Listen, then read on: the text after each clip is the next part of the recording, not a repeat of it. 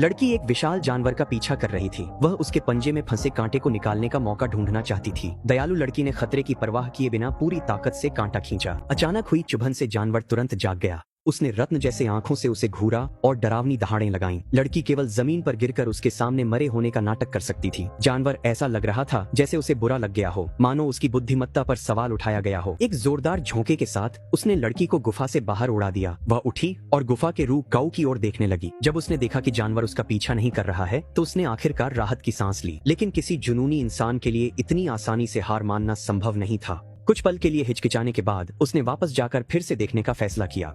वह गुफा के पास छिपकर जानवर के बाहर आने का इंतजार करने लगी। काफी देर बाद आखिरकार वह जानवर दिखाई दिया। उसने सावधानी से अपना आधा सिर बाहर निकाला। पहले उसने हवा सूंघी। सब सुरक्षित देख वह लंगड़ाते हुए बाहर आया। अनदेखे में लड़की पीछे गई, पर उसकी आहट ने जानवर को चौंका दिया। पक्का करने के बाद कि कुछ भी असामान्य नहीं है, जानवर मुड़ा और चला गया। असल में लड़की एक छोटे से पत्थरों के ढेर के नीचे छिपी हुई थी। वह जानवर का पीछा करते हुए जंगल के गहरे हिस्से तक गई और उसने देखा कि जानवर को सुनहरे लौह अयस्क इकट्ठा करना पसंद है और वह उन्हें एक ही जगह पर जमा करता है। जिज्ञासावश लड़की एक पेड़ में छिप गई और चुपचाप देखने लगी। उसने देखा कि जानवर के पंजे में कांटा फंसा होने के कारण वह पत्थर इकट्ठा करने में काफी धीमा हो गया है। जानवर ने अपने दुखते पंजे को चाटा, फिर एक बच्चे की तरह झुंझलाकर वहाँ से चला गया। अचानक लड़की के दिमाग में एक विचार आया। उसने एक सुनहरे पत्थर को बेल से बांधा और उसे हवा में लटकाया। फिर जानवर से कहा, यही तो तुम्हें चाहिए। सावधान जानवर थोड़ा उलझन में था, लेकिन थोड़ी देर बाद उसने अपनी सतर्कता कम कर दी और लंगड़ाते हुए पत्थर उठाने के लिए आगे बढ़ा। लड़की ने मौका देखकर बेल को खींचा और पत्थर को हवा में उठा लिया। जानवर उछलकर पत्थर को अपने दांतों से पकड़ लिया। मौका देखकर लड़की ने पूरी ताकत लगाई और आखिरकार कांटा निकाल दिया, लेकिन अनपेक्षित रूप से गिरता हुआ पत्थर बेल को जमीन से दबा गया। ये बहुत बुरा हुआ। लड़की बेलों में उलझ गई। चाहे उसने कितनी भी कोशिश की, वह खुद को छुड़ा नहीं पाई।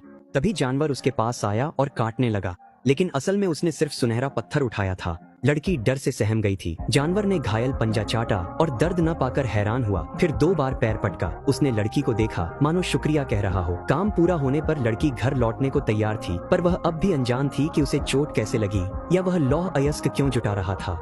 उत्सुकता में लड़की वापस आई, पर जानवर उसकी बकबक से परेशान था। लड़की चुप होकर उसे ध्यान से देखने लगी कि वह क्या कर रहा है। जानवर ने सड़क किनारे से एलोवेरा लिया, उसे चबाकर लार के साथ पत्थरों पर फैलाया और उसकी चिपचिपाहट से पत्थरों को और ऊंचा जमा दिया। लड़की ने इससे पहले ऐसा कुछ कभी नहीं देखा था। सच्चाई जानने के लिए उसने जानवर की हर एक हरकत को ध्यान से दर्ज करना शुरू कर दिया। चाहे उसने जानवर के करीब जाने की कितनी भी कोशिश की, जानवर लगातार उसे नजरअंदाज करता रहा। जानवर को अपने साथ स्वीकार कराने के लिए लड़की ने उसकी फर की कुछ लटें इकट्ठा की और एक सफेद स्वेटर बुनकर पहन लिया। फिर भी जानवर ने उस पर एक नजर तक नहीं डाली।